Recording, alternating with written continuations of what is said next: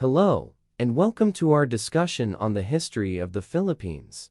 The Philippines, a country in Southeast Asia, has a rich and diverse history that spans thousands of years. Let's dive into some key moments in its development.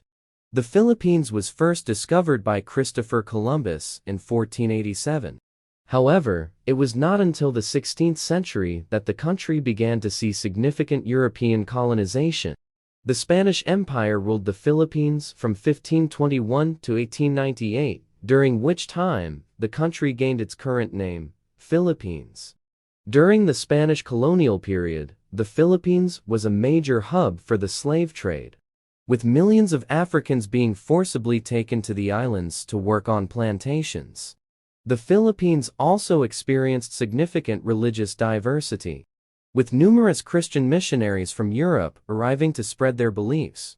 After the Spanish colonization ended in 1898, the Philippines was swiftly handed over to the United States by the Treaty of Paris. The United States ruled the country as a colonial power until 1947, when the Philippines declared its independence from the United States. During this period, the Philippines was involved in two world wars. First as a participant in the Spanish-American War in the early 20th century, and then as an ally in the Korean War in the 1950s.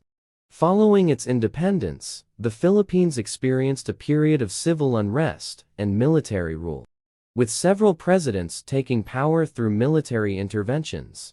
The country finally gained its democracy in 1986, with the death of President Ferdinand Marcos and the rise of General 1986 Cory Aquino.